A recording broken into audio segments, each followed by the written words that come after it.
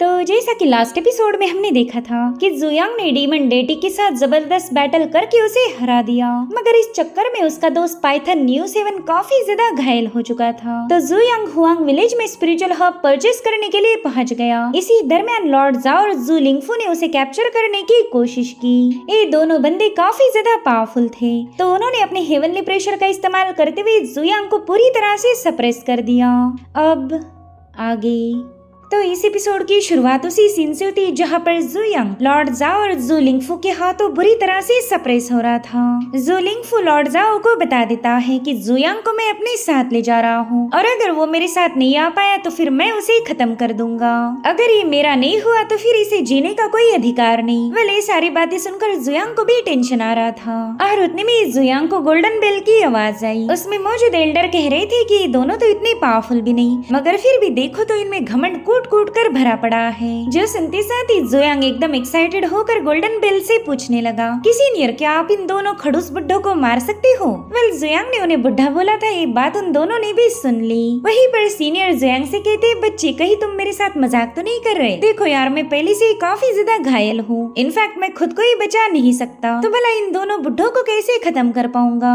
तो जुयांग तुरंत ही इन दोनों से माफी मांगते हुए कहने लगा कि मेरे लॉर्ड्स मैंने आप दोनों को बुड्ढा नहीं बोला था, बल्कि मैं तो किसी और के बारे में बात कर रहा था, इसलिए आप दोनों ना मेरी बातों को बिल्कुल माइंड मत कीजिए। उतने में जू लिंगफू लॉर्ड जाओ से कहने लगा कि मेरे पास एक एडवांटेज है, मैं इस बच्चे को मारने के बाद इसकी सोल को भी डिस्ट्रॉय कर सकता हूँ, लेकिन तुम ऐसा नहीं कर पाओगे। इधर जुयांग धीरे से गोल्डन बेल से कहने लगा कि अगर आप इन दोनों को नहीं मार सकते तो कोई बात नहीं, लेकिन एटलीस्ट आप इनके सेपरेशन को तो हटा ही सकते हो। और उतने में जुयांग को लॉर्ड जाओ की आवाज आई। वो जू लिंगफू को बता रहा था कि अगर मैं अपनी एक ही स्ट्राइक जुयांग पर हिट करूँ तो उसकी बॉडी और स्पिरिट दोनों भी डिस्ट्रॉय हो जाएंगे, इसलिए तुम मुझे कम समझने की गलती मत करना। उन दोनों की बातें सुनकर ही जुयांग समझ गया था कि अब उसके पास ज्यादा वक्त नहीं बचा, इसलिए वो गोल्डन बेल से कहता है कि फटाफट से इस सेपरेशन को हटा दीजिए। और उतने में वहाँ पर एनर्जी का एक बहुत बड़ा एक्सप्लोजन हो गया। गोल्डन बेल ने इन दोनों मास्टर्स की एनर्जी को हटा दिया था, जिसके चलते जुयांग आजाद हो गया। तब तक इन दोनों मास्टर्स को लग रहा था कि जुयांग तो भागने की कोशिश करेगा, इसलिए वो दोनों फटाफट से जुयांग पर अटैक करने के लिए जंप लगा चुके, लेकिन जुयांग अपनी जगह से मूव नहीं होता। वो एकदम क्यूट अंदाज में लॉर्ड जाओ से कहने लगा कि मैं आपके साथ जाने के लिए तैयार हूँ। इतना ही नहीं, जुयांग तो बड़े ही प्यार से लॉर्ड जाओ की तरफ भाग रहा था। ऐसा लग रहा था मानो लॉर्ड जाओ को बड़े ही प्यार से गले लगाएगा। वेल जुयांग का डिसीजन सुनकर लॉर्ड जाओ भी थोड़े से सरप्राइज हो गए और उन दोनों को एक साथ मिलता हुआ देखकर जू लिंगफू ने फटाफट से जुयांग की सोल पर अटैक कर दिया। उसकी सोल उसकी बॉडी से बाहर आ चुकी थी, जिसके चलते जुयांग की बॉडी नीचे गिर जाती है और जू लिंगफू ने उसकी सोल पर कब्जा कर लिया। अब ये देखते साथ ही लॉर्ड जाओ ने जू लिंगफू पर एक जोरदार पंच हिट कर दिया। वो फटाफट से अपना मास्क पहनते हुए धर्मा फॉर्म एक्टिवेट कर लेता है। जुयांग की सोल तो ये सब देखकर ही काफी ज्यादा हैरान थी, उसे लगा ही नहीं था कि बुड्ढा इतना ज्यादा पावरफुल होगा। और उसे जोश में आता हुआ देखकर जू लिंगफू ने भी अपने टैलिस्मान की पावर को एक्टिवेट कर लिया। वो कह रहा था लॉर्ड जाओ क्यों ना हम दोनों ही मुकाबला करें, जो जीतेगा वही जुयांग पर कब्जा करेगा। और इतना कहते साथ ही जू लिंगफू ने लॉर्ड जाओ पर अपने कई सारे घोस्ट से अटैक कर दिया। वहीं पर लॉर्ड जाओ अपने पंचेस की बारिश करते हुए उन घोस्ट को डिस्ट्रॉय करना शुरू कर चुके।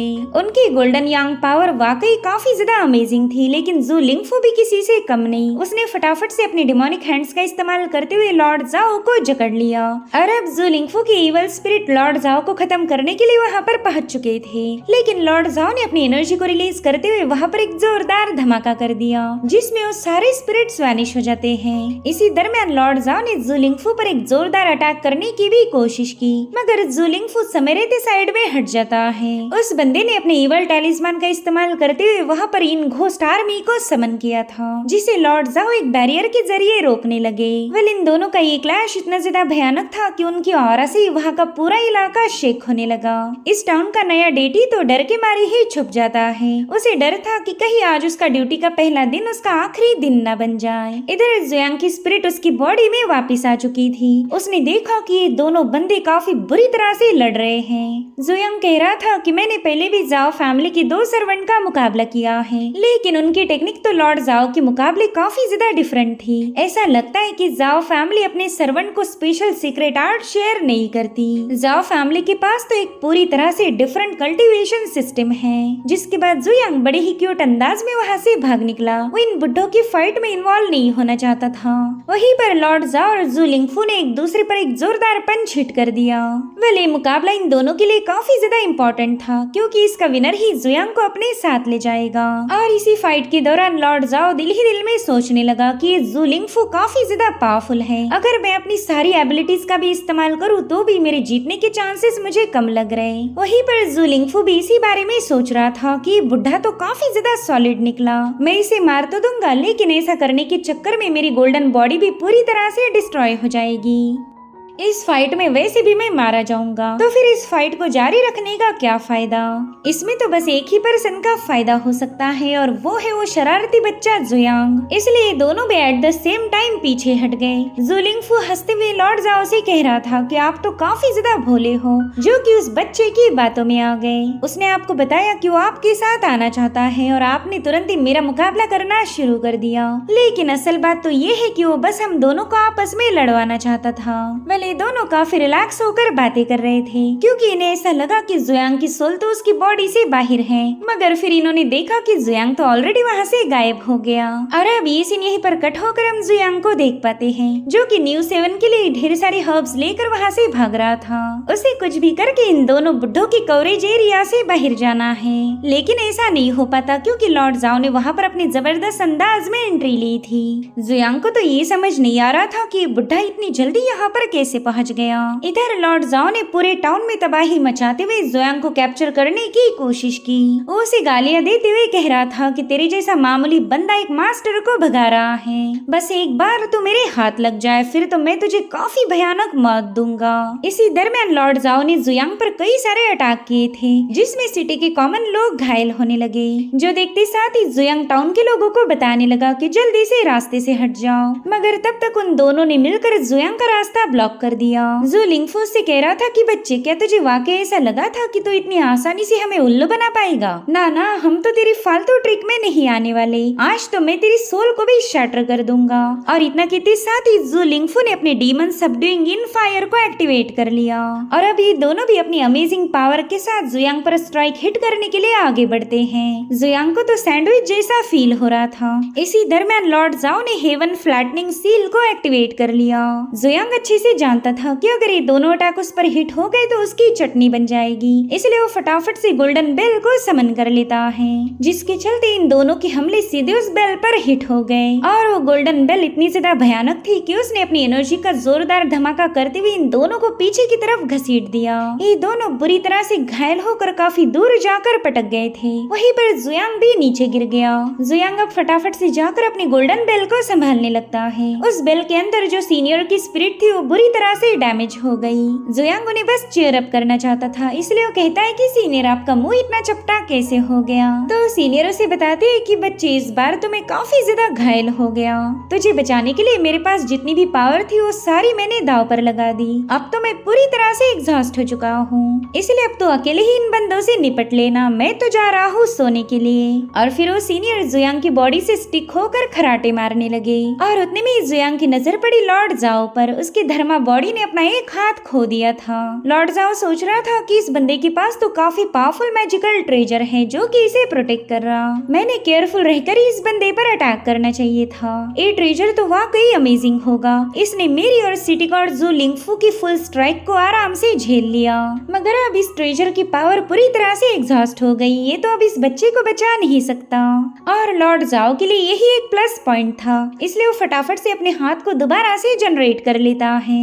और अब उसने जुयांग की तरफ भागना शुरू कर दिया। वहीं पर जुयांग भी अपनी पीठ पर बेल को लटकाते हुए वहाँ से निकल पड़ा। इसी दरमियान लॉर्ड जाओ जुयांग को कैप्चर करने की कोशिश करने लगा, मगर जुयांग की बेल सीधे उसके चेहरे पर हिट हो गई, और इस एक ही फटके में लॉर्ड जाओ बुरी तरह से घायल होकर पटक गया। जुयांग तो उसकी ऐसी हालत देखकर ही हैरान था। वो तो अपनी बेल से अब काफी ज्यादा इम्प्रेस हो जाता है, क्योंकि बिना कुछ करे भी वो बेल उसके काम आ रही थी। साथ ही उसने चेक किया कि गोल्डन बेल के सीनियर तो मजे से खराटे कांटे मार रहे। उन्हें खबर ही नहीं थी कि जुयांग उनका इस्तेमाल करता जा रहा। और इसी दरमियान लॉर्ड जाओ ने सीधे उस पर छलांग लगा दी। जुयांग तो जैसे तैसे खुद को बचाते हुए साइड में हट जाता है, मगर लॉर्ड जाओ तो बस उसे अपने धर्मा फॉर्म के नीचे कुचलने की कोशिश कर रहा था। तो जुयांग उसे चकमा देते हुए इसके दोनों पाँव के बीच में से स्किट करते हुए आगे बढ़ा।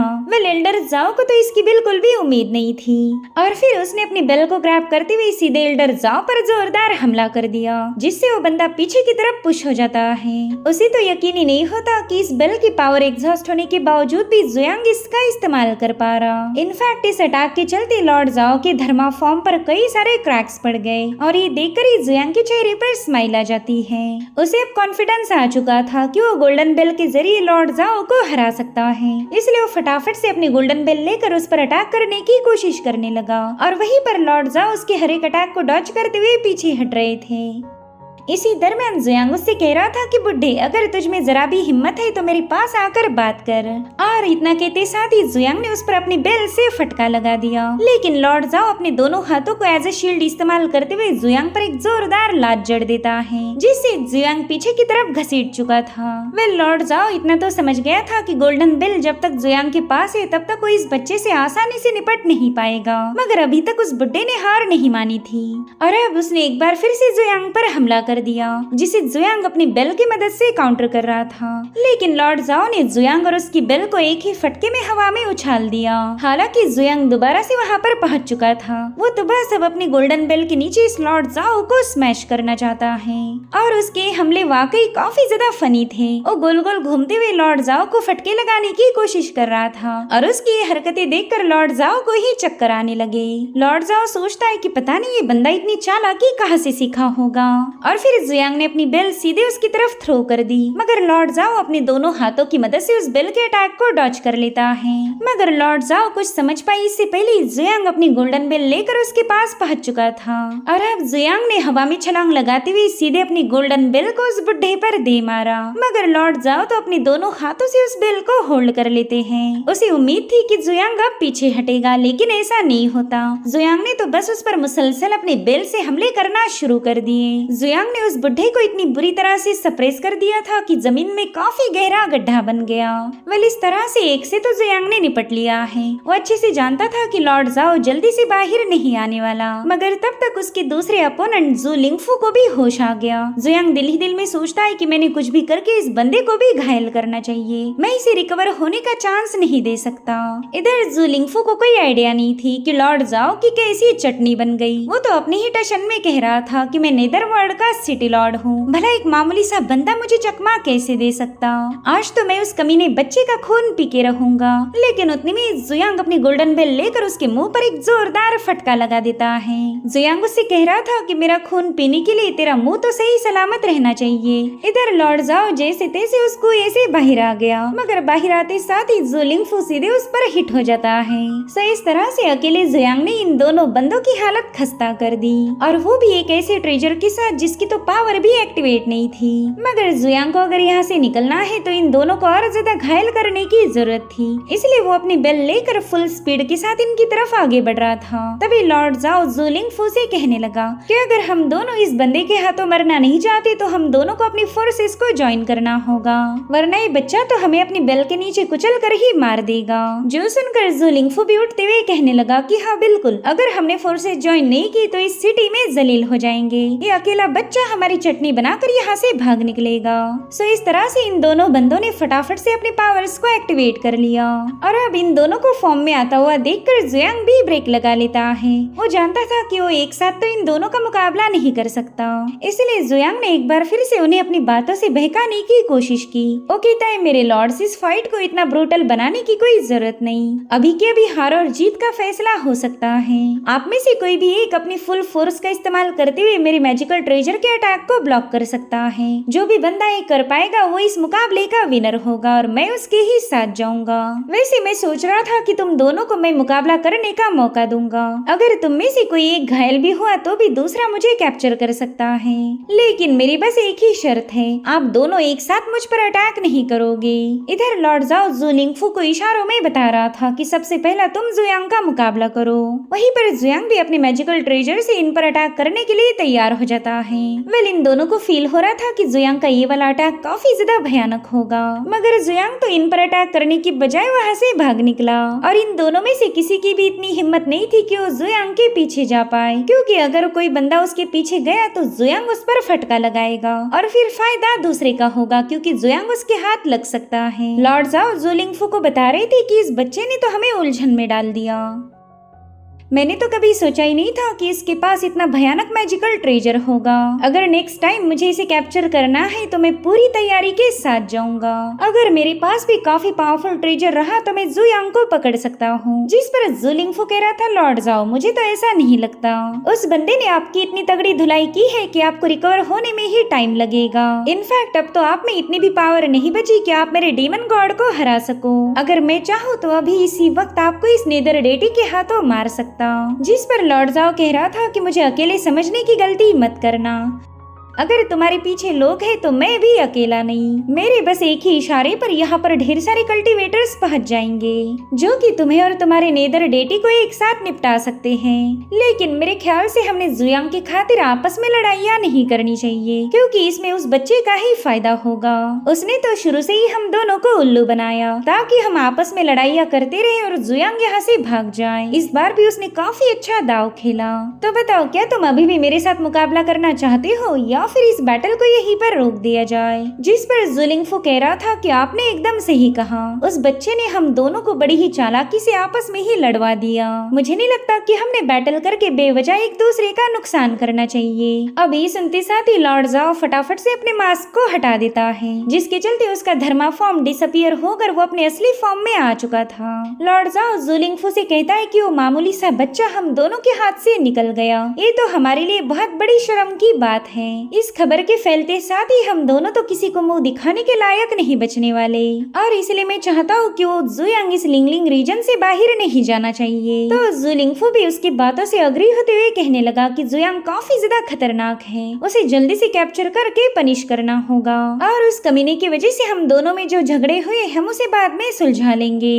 मगर सबसे पहला हमारी टॉप प्रायोरिटी होनी चाहिए जुयांग को कैप्चर करना। जिस पर लॉर्ड जाओ कह रहा था कि हाँ बिल्कुल, हमने इस मसले को यहीं पर सॉर्ट आउट करना चाहिए। तो इस तरह से लॉर्ड जाओ और ज़ोलिंगफू के झगड़े भी खत्म हो गए और जुयांग भी वहाँ से भाग निकला था।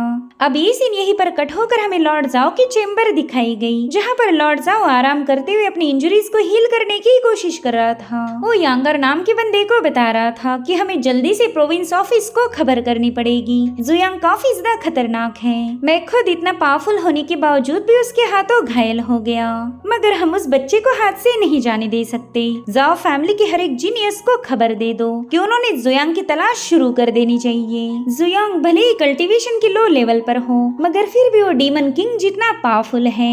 अगर डीमंस की बात की जाए तो 10,000 सालों में कोई एक ऐसा बंदा पैदा होगा जो कि डीमन किंग के टाइटल को होल्ड करेगा।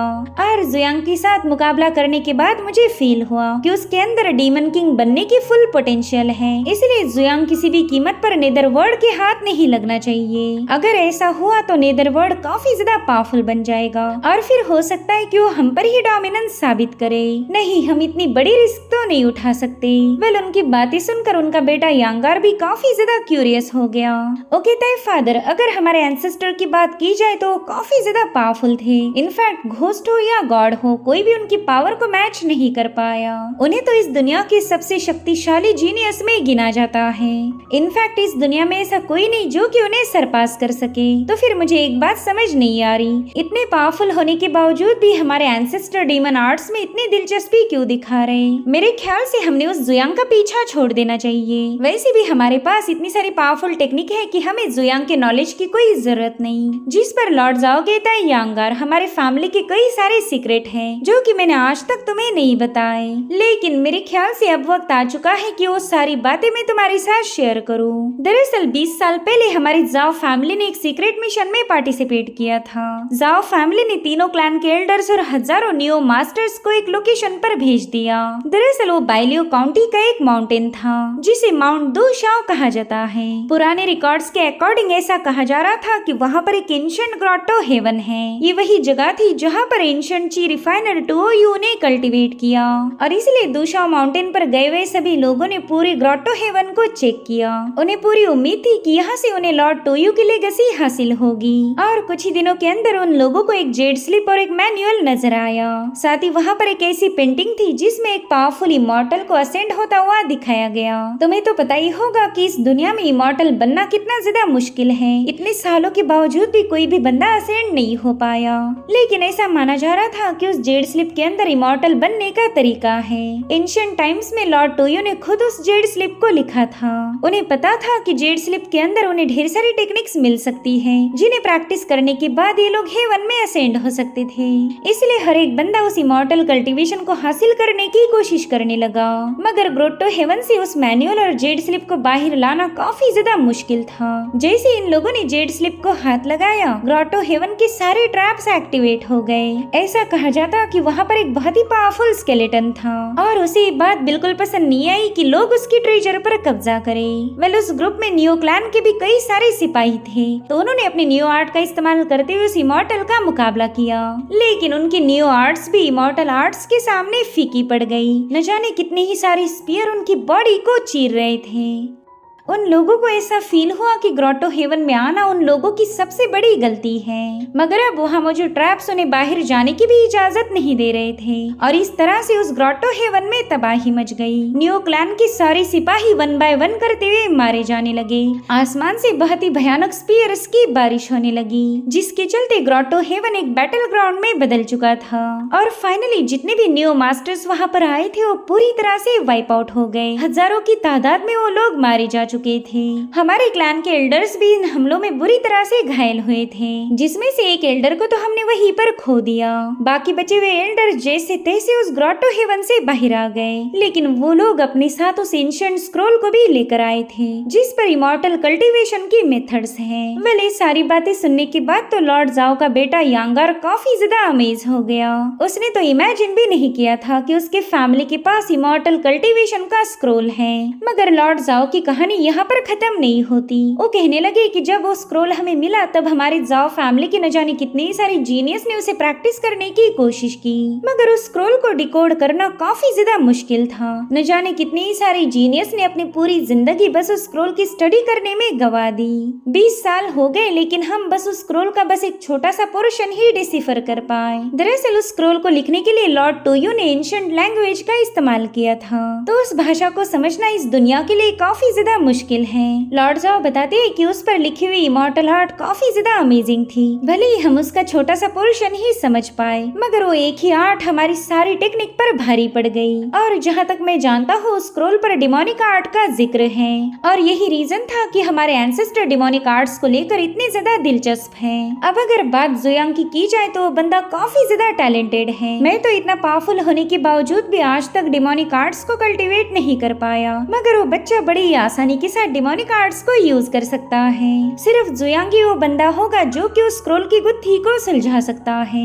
और इसी वजह से जुयांग का हमारे हाथ लगना काफी ज्यादा इम्पोर्टेंट होगा। वो बच्चा हमारे हाथ लग गया तो हम उस जेड स्लिप को डिकोड करके इमॉर्टल कल्टीवेशन की प्रैक्टिस करेंगे। फिर तो हमारी जाओ फैमिली को कोई रोक नहीं सकता। पूरी दुनिया पर हमारा डोमिनेंस होगा और हम बन जाएंगे द इनविंसिबल। और इसी के साथ एपिसोड यहीं पर एंड हो जाता है। Thank you so much for watching. Bye bye, take care.